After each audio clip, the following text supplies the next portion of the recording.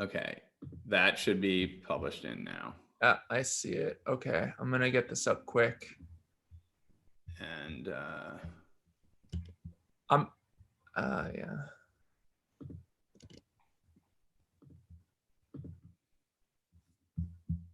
I wonder if you should start a little bit later, Jeremy, like at 1:05. I'm gonna start a couple minutes late. I'm gonna go over to share this. I'm gonna mute myself now. Okay.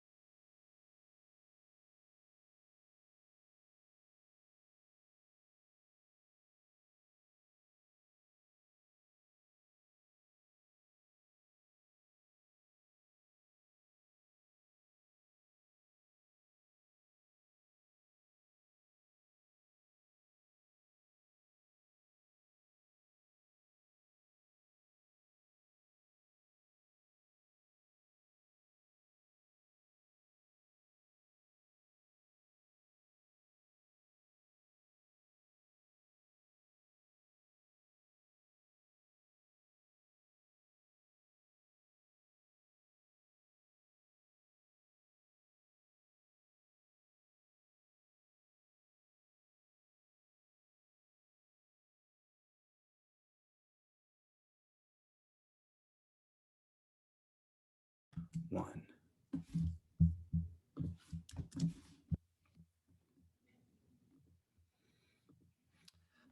Hello, I'm Jeremy Allaire, and this is The Money Movement, a show where we explore the issues and ideas in this brave new world of digital currency and blockchains. Today, we're going to be exploring the topic of digital dollars. Obviously, we've talked a lot about digital dollars on the show, digital dollar stablecoins, digital currency. And stablecoins have obviously captured the imaginations of central bankers, technology companies, and others. So the power and efficiency of these digital versions of local currencies on blockchains and the promise of a more transparent and accessible financial system have led nearly every central bank on the planet to launch some form of central bank digital currency initiative. Now, while most of these efforts have focused on research, planning, proposals, private sector stablecoins have been in the market for years and have seen incredible growth, most notably in the last year. From trade finance to remittances to cross-border business payments, digital dollar stablecoins have seen the fastest growth as macro conditions accelerate dollarization across the globe. USDC itself has rocketed to nearly 3 billion in circulation and is growing at an astounding rate. With China's central bank digital currency beginning to roll out and the imminent launch of Facebook's Libra payments network, increased attention on Capitol Hill around the distribution of aid and financial inclusion, digital dollar initiatives at the Fed are also in the spotlight. To help unpack these topics and examine this intersection between central bank efforts and private sector digital dollar efforts, we're joined this week by Christopher Giancarlo, director of the Digital Dollar Project, a partnership between Accenture and the Digital Dollar Foundation that's focused on advancing the exploration of a United States central bank digital currency. Chris is senior counsel to the law firm Wilkie Farr and Gallagher and the former chairman of the U.S. Commodities Futures Trading Commission. Welcome, Chris. It's great to have you here today. And to be with you too, Jeremy. It's great to be with you. Thank you for the opportunity. Absolutely. So, well, look, there's so much to talk about, and we could easily fill hours with that. So we're gonna do our best to have a solid conversation on a lot of topics. But I like to start, obviously, just to hear a little bit about your own journey into crypto specifically, and all these ideas.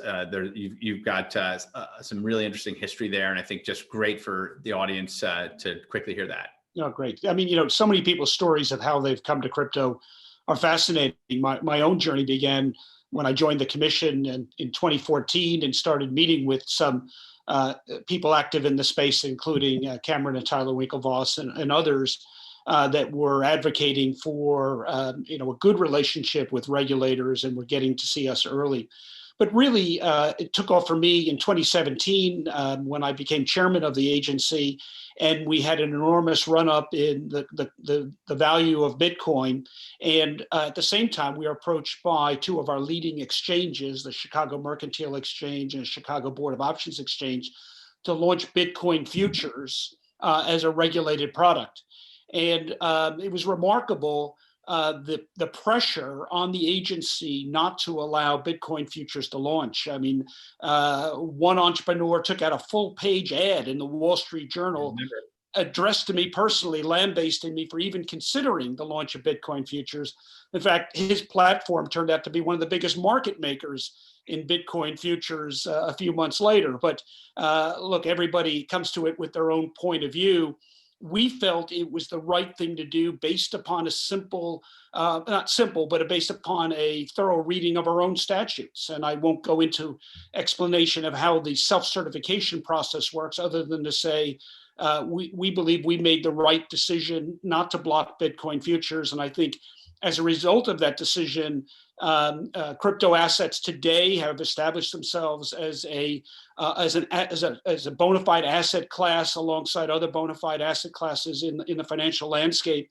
And I think a lot has to do with the CFTC's decision not to block it and to move forward. Yeah, it was landmark. I was asked in an AMA last week, a former guest, Larry Summers, asked, at what point in time will it be more likely that someone does not have crypto in their portfolio than having it in their portfolio? And my guess was 2 to 3 years. But I think that the transformation and your involvement there is obviously was really noteworthy.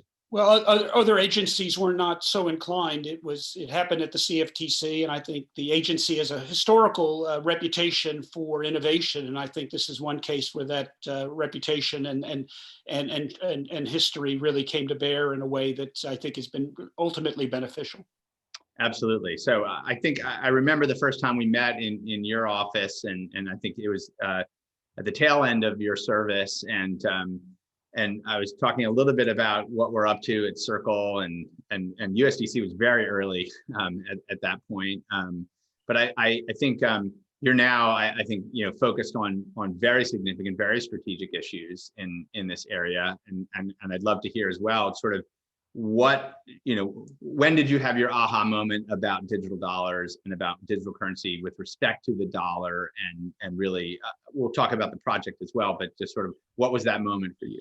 Well, it actually wasn't the Bitcoin futures moment. It really was it was sort of like a broad observation that built over my 5 years in government service. And it was an observation that, Jeremy, in the United States and in the West, you look around us and you see our obsolete infrastructure of bridges and tunnels and airports and mass transportation systems that were state of the art in the last century are increasingly obsolete in the 21st century.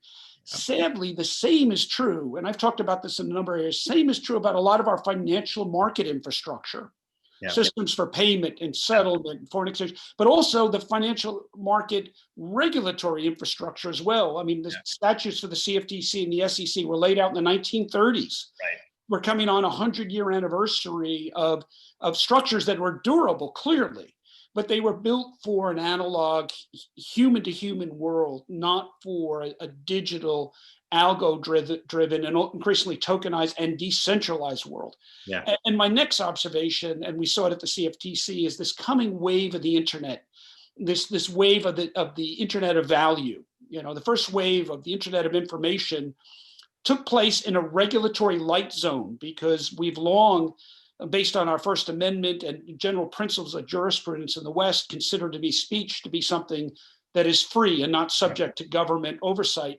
But when it comes to things of value, governments have long presumed to have authority and jurisdiction. We have not just one, but two market regulators. We have 3 or 4 banking regulators, and that's just at the national level before we even get to the state level.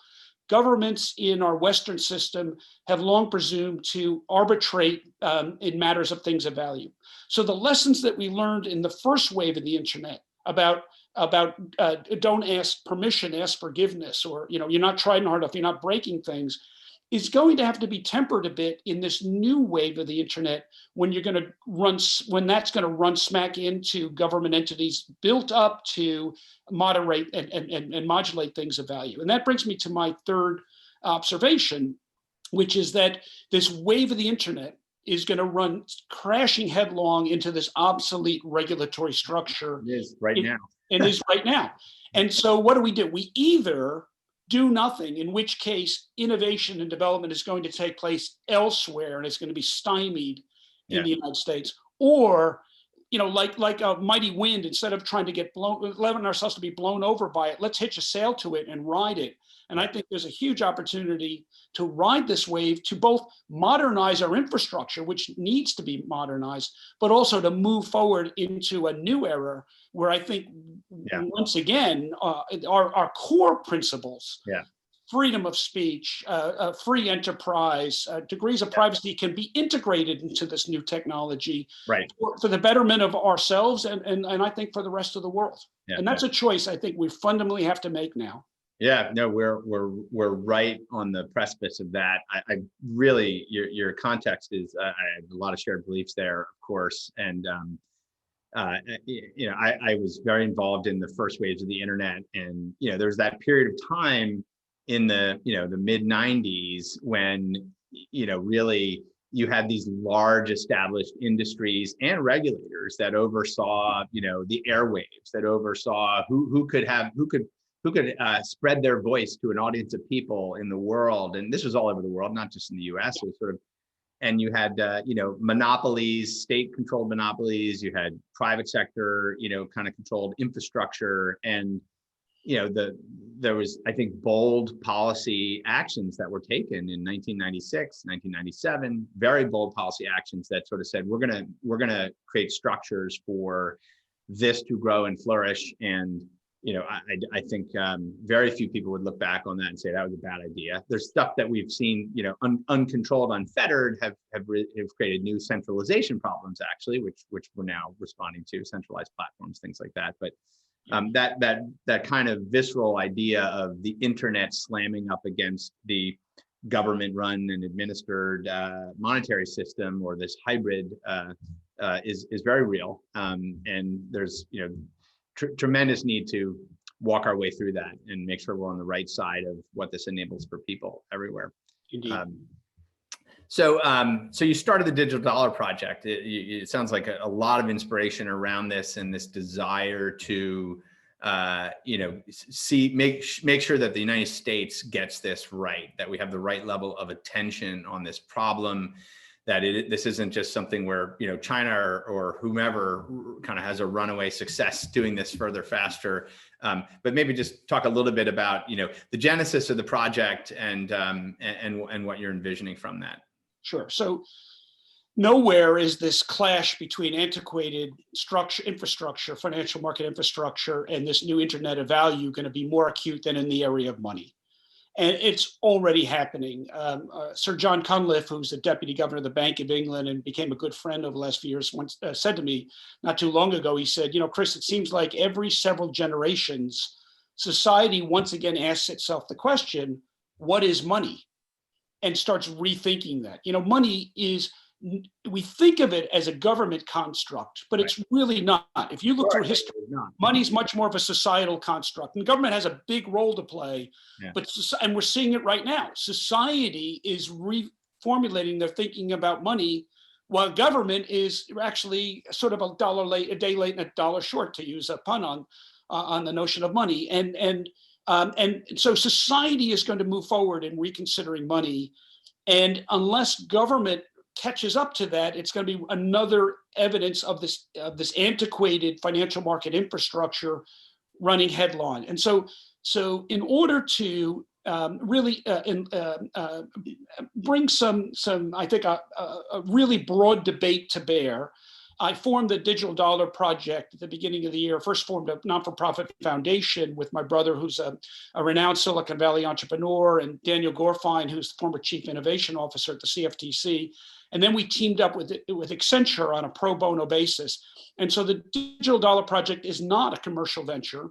It's a non-for-profit think tank. And its purpose is to both stimulate the conversation, bring a broad body of perspectives to bear, and then ultimately drive toward real exploration through a series of public sector, private sector partnership pilot programs. So as I mentioned, we built a wonderful advisory board of 40 experts in the field from across the gamut, all in their own right, not as part of their firms they belong to, but speaking on their own behalf, across the political spectrum, across the technological spectrum. And we really believe that if the United States is going to do this, it needs to do it through its traditional approach to big technology innovation, which has always been a partnership between the private sector and the public sector.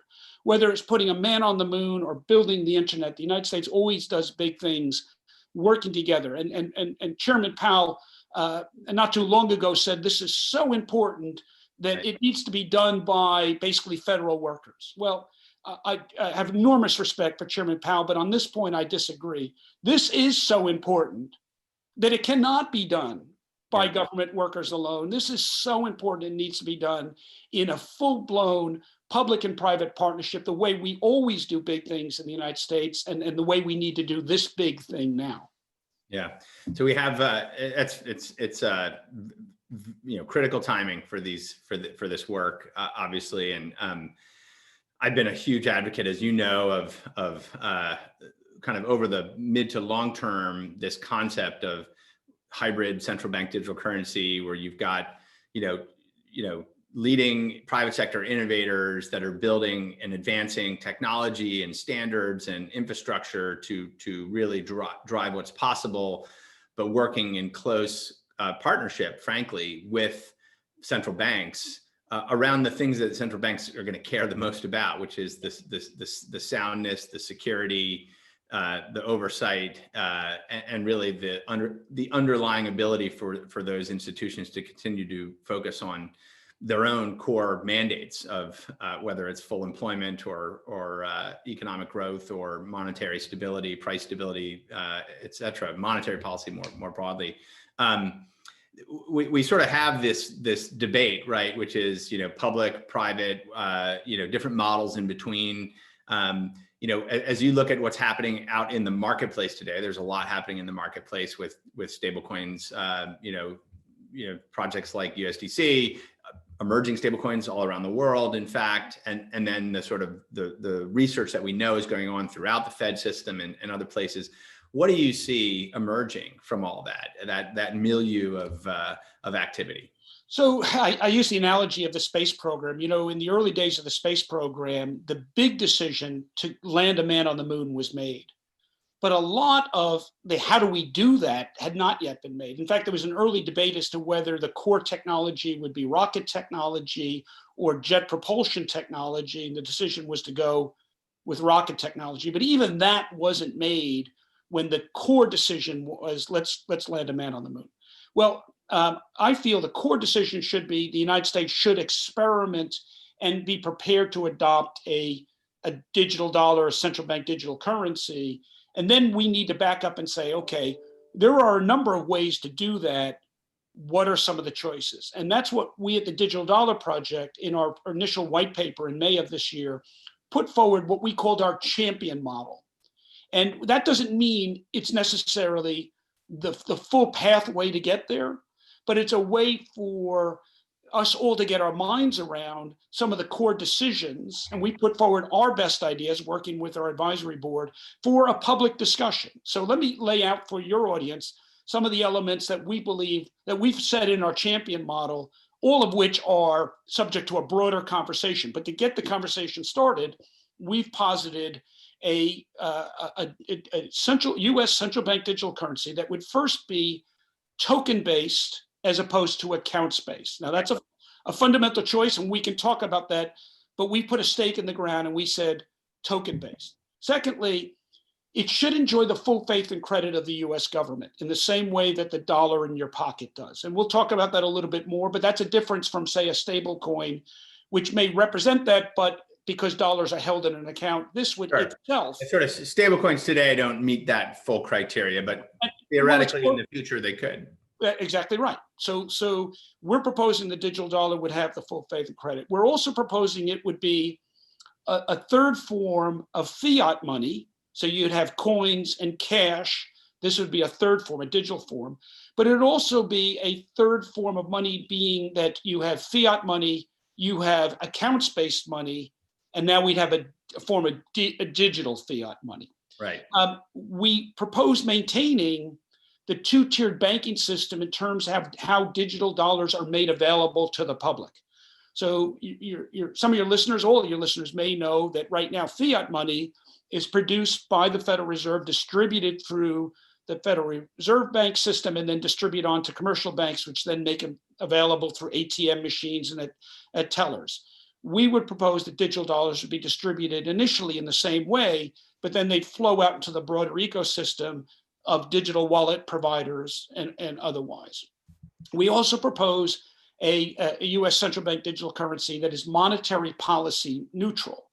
We're not proposing an increase of the money supply, decrease. Those are policy choices that are made by central bankers and governments worldwide. We don't propose any change in that being a policy choice. We're not proposing this as a policy solution.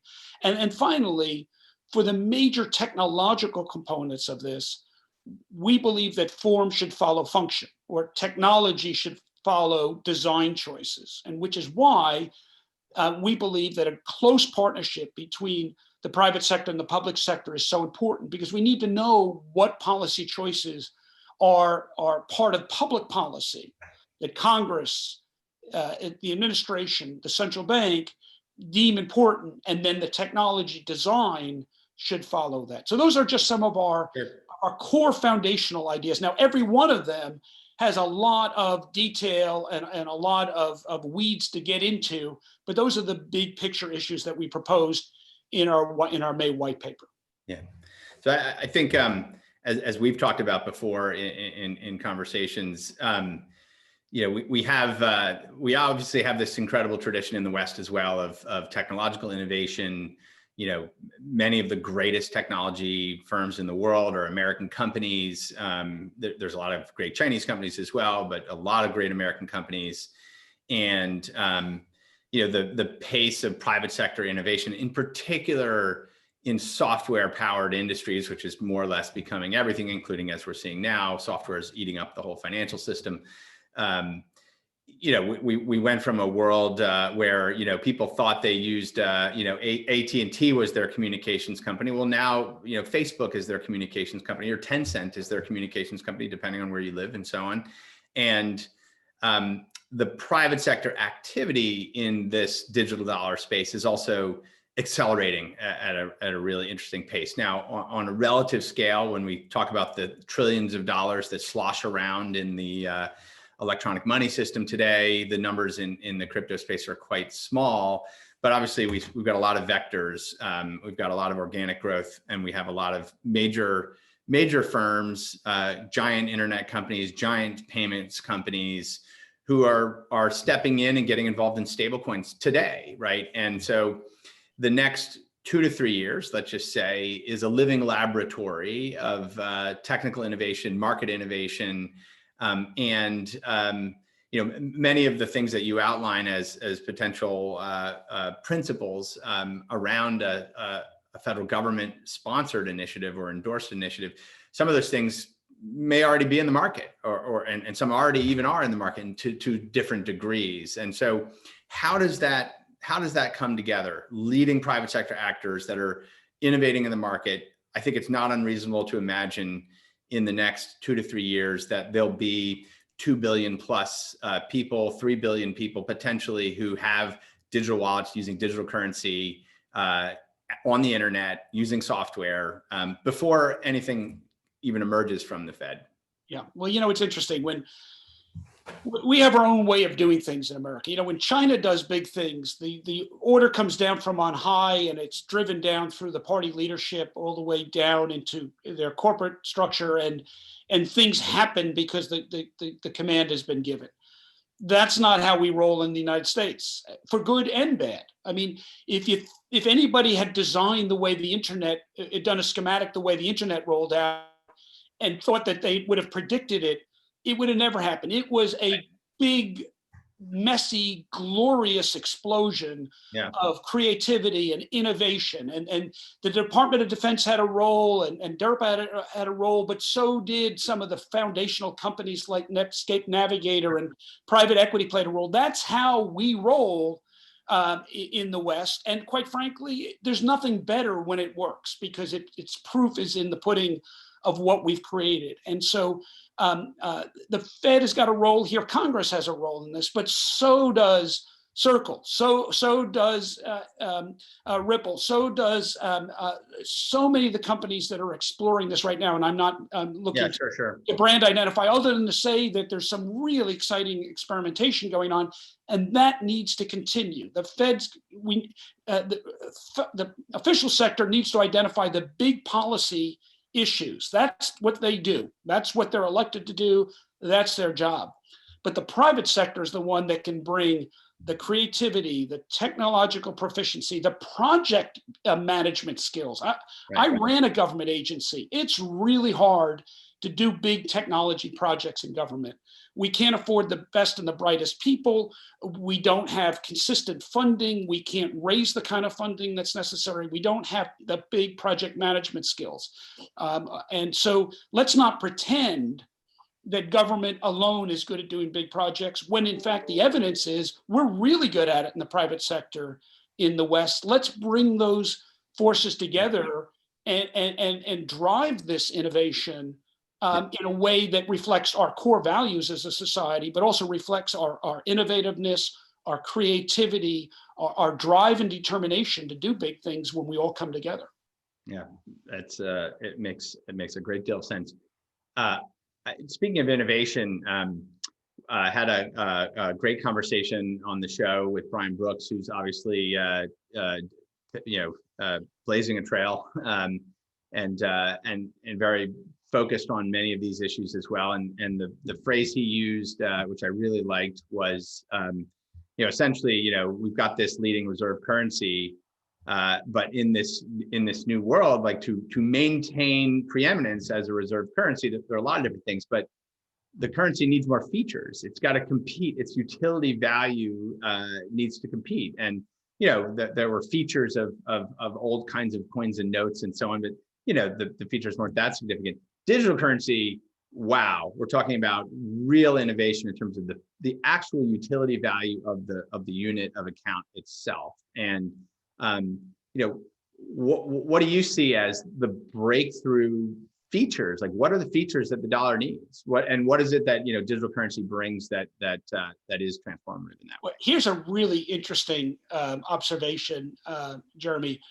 That the U.S. dollar itself, it takes its name from the Spanish dollar. And the reason why they use that name is because the Spanish dollar was considered the most technologically advanced currency of its time. And let me just go back in history. During the 16th century, the 15th and 16th century exploration of the eastern coast of the New World, there were multiple currencies in use during that time.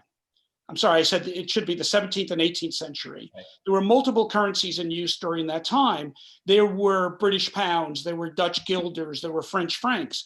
But the currency that traded at a premium, that was considered the most attractive, was the Spanish dollar. And the reason is it had technological superiority over the other currencies. One, it was minted with New World silver, which was more consistently pure than Old World silver, and therefore used less alloy, making it more consistently valuable, making it also lighter, whether in one's pocket or in one's trunk.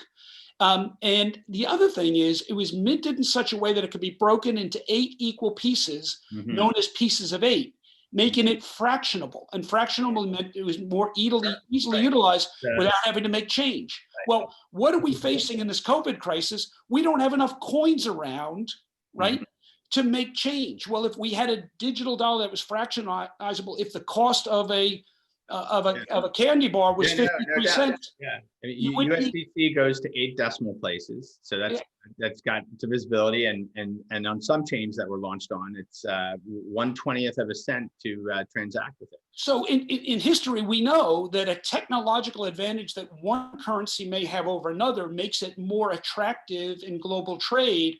Yeah. Well, let's think about the dollar.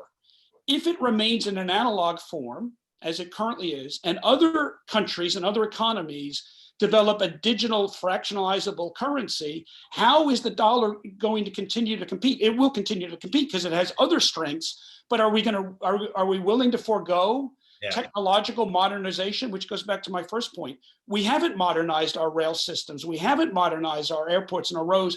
Is that going to be the same attitude we take with our currency? And how long will we be a major global competitor if we don't have the courage and the gumption to say we need to modernize our currency with new technologies? It raises some really big questions, and I think as I talk with not just regulators, but leaders in the existing financial system, others, and so on. Like this notion of like a token-based, digital unit of account, and in cryptocurrency and in blockchains, we're talking about digital bearer assets. So just like a physical note is a bearer asset, a digital token is a bearer asset. And we're talking about digital bearer assets that effectively, instantly, automatically exist everywhere that the internet exists at any moment in time. So if you've got an internet connection at the space station, it works there. It's, as I call it, blockchains are intergalactic money. But the bottom line is it exists everywhere the internet exists, and it's a bearer instrument, and that's profoundly powerful. And in the history of money, in the history of nation states, that's never existed. And this is just like a fundamental breakthrough innovation. And I think the lots of different metaphors. The genie's out of the bottle, right? The genie is out of the bottle in this. Non-sovereign digital currencies like Bitcoin have taken that genie out of the bottle as well. But that genie is out of the bottle, and I think it raises really profound questions for governments around the world.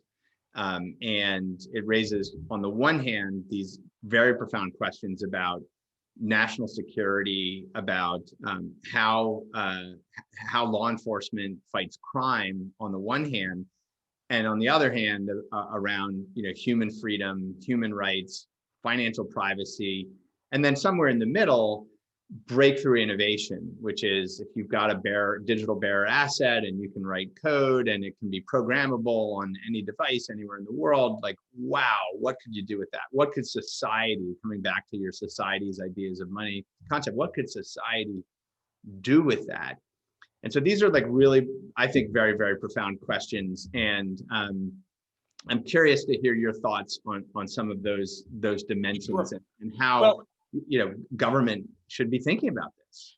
So you talked about in a digital format, money becomes intergalactic. So in space, it becomes ubiquitous. You can use it. Whereas fiat money is basically a local utilization.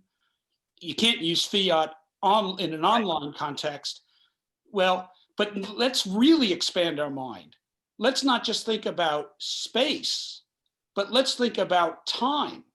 Sure. If we go to a digital format that's ultimately programmable, we could actually program money to be used not just in our current time, but across time. So Absolutely. Think about I could today, if programmable money were available, whether that be stablecoin or a central bank digital currency, it could be programmed to benefit my children, my grandchildren, my great-grandchildren. I could program money today for use at other places in time. So the big breakthrough with the big idea here is we're creating money that can be used across space and across time. And that has never been possible. That is a big idea. And the United States has to be involved. No, totally. And that big idea, it's too big for us to sit on the sidelines and let the development of this be done elsewhere. So that ties into, I think, a key question. I think a lot of times the discussions on this, they get kind of reduced down to, is this a payment system innovation issue? Or are we really just talking about a new federal payment system? And my view is that's an extremely narrow view of this. In some ways, like the ability to settle payments digitally over the internet, that's just going to be as ubiquitous as email, and that's just going to be the air we breathe. It'll be everywhere, and that's almost like a tiny issue here. Absolutely. It's that composability and programmability, and I guess ultimately, we have these blockchain networks, and there's the diverse number of these public networks, just like the public internet, which is, the World Wide Web is this public network, the internet email systems, this public network. No government controls those, no corporation controls those. They're just standards that are out there people can build on. And I think part of the attractiveness of fiat digital currencies and what's contributing certainly to some of the growth in stablecoins today as well is that innovation that can happen there. The idea you had, there's actually a protocol called the lock protocol. It's an Ethereum smart contract. Anyone can put their stablecoins through it, and they can configure all kinds of locking rules on money. And that's just out there, and you can put these Lego bricks together, and the openness of and the creativity that developers can bring. I think that's also a place where, again, the traditional financial system or traditional regulators, it's very uncomfortable to think about, like, hey, there's developers hacking together protocols that can do stuff with our money, but it's also a big part of the promise here. Absolutely. It is the future. I mean, when the internet exploded, when the internet first became reaching a common public, no one could have anticipated some of the developments that have come about. I remember in the 1980s when someone who was developing one of the core technologies for the internet called asynchronous transfer mode told me about its application and explained it will allow computers to talk to computers. My attitude, well, what good is that? Well, what good is that is the ability to plan a vacation, order a taxi cab, and all the ramifications of it today, the ability to gather information, to communicate with people around the world. I don't think we yet can anticipate all the utilizations of digital money, but that shouldn't be the reason to stop us. That's got to be the reason to get us started. Exactly. I completely agree. And I lots of good historical metaphors on that should inform this. And And the other reason, the real big reason is money is a carrier of values. Money that's why we started by talking about money being a social construct. Societies imprint their values on money. The dollar is attractive to a global audience because there's a presumption that unless you're, engaged in drug running or other illicit conduct, your activities with your dollar is your private activity. Yeah. It also carries the notion of free enterprise and the ability to assemble capital in a way that is most beneficial, and so free market economics. There's values built into a currency, and as China makes progress, tremendous progress in building a digital RMB, there's also an expectation that their values will be in that. I don't think there's a broad expectation that a digital RMB would be free from government surveillance. Right.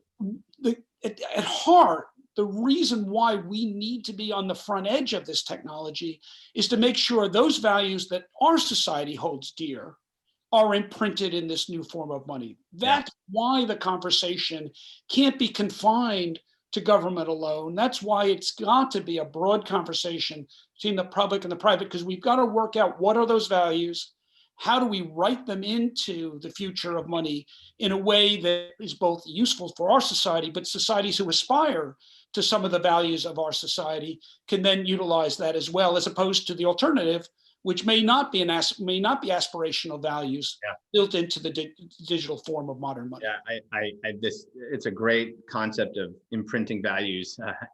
Each of these tokens, so to speak, carrying a value, and it speaks to, I think, the very profound ways in which digital currency are increasingly going to be viewed as having geopolitical dimensions to them.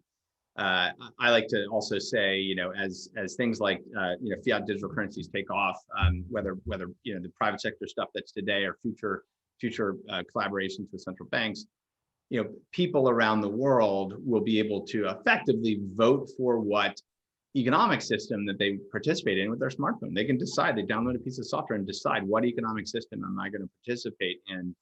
And that has very profound geopolitical consequences. It means that, really the projection of the dollar, obviously everywhere, is one thing, but also the projection of other major currencies. And I'm curious to get your thoughts on the geopolitical dimensions are very, very real here. I think, as I've noted, with the digital RMB, technically, just as a crypto-based asset, really, and anyone with a smartphone theoretically would be able to have a wallet and directly transact in RMB with the People's Bank of China, whether you're a business or an individual in any part of the world where you're connected to the internet. And so that's what I call over the top financial system, just like we have over the top television delivery and we have over the top communications now of the internet. This is over the top monetary systems, and it's sort of happening.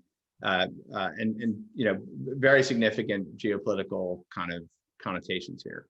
And you're absolutely right. It is happening. I just saw some information in the last 24 hours that China says that they've now done over 1.3 million transactions, separate transactions, aggregating over 1 billion RMB in value just through August of 2020 alone. Mm-hmm. Meanwhile, the Federal Reserve has got a dozen or more people working on this. Yeah. China's got tens of thousands of companies working on this with all their employee power, and is already doing transactions. This is moving very rapidly. Comes back to what's happening in the private sector as well, where we've seen. Oh, you're right, and I don't want to. I'm only referring to the Fed's action. Absolutely. We should spend a minute talking about really. I don't want any of your viewers to come away thinking there's not a lot of exciting innovation going on. It's just that the innovation's going on in the private sector. There's some things going on in the public sector, and there's not this coming together. And that's really where what needs to be done. But you're doing great work, and a lot of firms are doing some great work. The folks at Paxos, I met with them recently. They've got some. There's a lot going on. Yeah, there is certainly a lot going on. We've been seeing, these dollarization themes, the demand for digital dollars, growing significantly. We're seeing the birth of internet-based interest rate markets, credit markets, other things that are utilizing digital dollar, digital currencies. It's been fascinating, and the growth rates are really, really tremendous. Well, it's already stablecoin industry is already solving for problems. So in the foreign exchange industry, the latency of settlements and the friction involved in that has been a long-term problem, Yeah. and a number of stablecoins are really providing an important utility role in both lowering cost and shortening time spans. And that's a value proposition that's long been needed to be addressed, and here's this new technology addressing it. So, we're beyond the nascent stage. I mean, Yeah, I know. things are really happening. They most certainly are. I guess we're kind of running up against time. I want to maybe end with just a few brief thoughts on kind of where this all goes. And when I got started in building Circle, one of the things that occurred to me was, over time, maybe over 10 years, and that was 7 years ago, there would emerge, real standards. In the same way we have standards on the internet for content and data and communications, that there would emerge standards, and there'd be standards for fiat digital currency, and that those standards could be adopted by many sovereigns. They could be adopted in the private sector, and that you'd have these standards, and you'd sort of get to this place where you'd have, effectively instant value exchange from any reasonable, fiat currency, but represented as a digital currency, instantly swappable, effectively at no cost, instantly settlable globally at no cost. And I actually think we're not too far off from things like that happening. And so one is that development of those standards, and I think that can be something that the public sector and private sector work on together. I think, in fact, ultimately it's critical that they do. But where does that, where does that lead us? Does that lead us to a place in 5 years or 10 years where where all the economic actors in the world are saying, why don't we just build a synthetic global digital currency? Why are we having all these different, fiat digital currency flying around?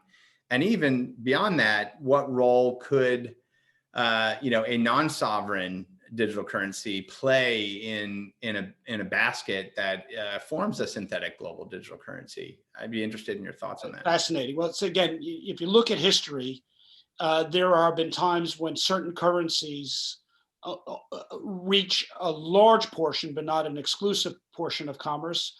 Before the euro, back in the 15th century, there was the florin of the city-state of Florence, which was, in a sense, the first European-wide currency. But that lasted, maybe 80 years to 100 years before you went back to more of a diverse array. I think the last several generations have seen the dollar reach probably a historical peak as a world currency, and yet we may be actually seeing some of the receding of that as the U.S. economy's, very dominant global role starts to recede, and we see the rise of China and others. Right. So I think currencies, ultimately, if they're sovereign currencies, are tied to the economic strength of a nation. And I think it's probably more likely in history that you'll have different sovereign currencies tied to the economic strength of a nation wane and wax, throughout human history.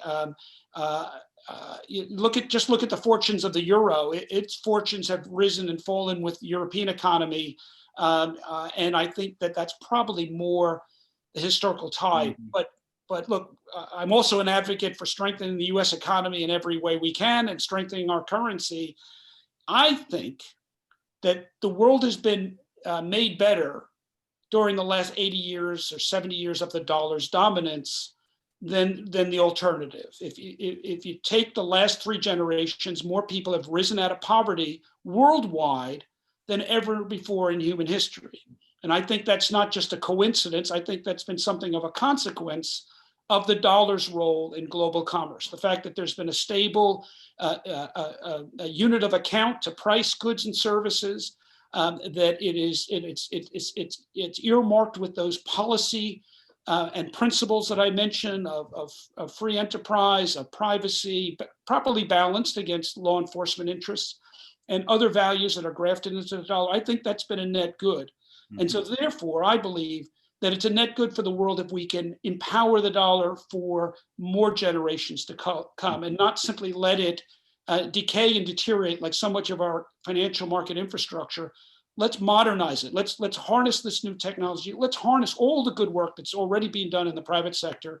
And I think the dollar could exist alongside some of the payment functions that are being explored in stablecoins, some of the convertibility functions in so many markets. I think that a healthy ecosystem would have give and take between a sovereign central bank digital currency and good, strong stablecoins in a global economy. So I think we can get this right, but we've got to develop a national coming together, a consensus that the time to act is now. Well, Chris, on that note, those are great concluding thoughts. Wonderful conversation. Really a pleasure to have you on the show today, and looking forward to continued conversations and collaboration. Great being with you, Jeremy. Let's do it again. All right. Sounds good, Chris. So fascinating, of course. Really grateful to have Chris on the show today. These issues, as you can see, are very profound. They impact the future of the global economy. They impact the future of the United States. They impact so much of how society will organize itself economically. So really a great pleasure. And we're going to continue on this theme next week. We're going to continue on this theme with the two co-founding partners of Castle Island Ventures, Nick Carter and Matthew Walsh. They've been exploring the very profound implications of what they're describing as crypto dollars.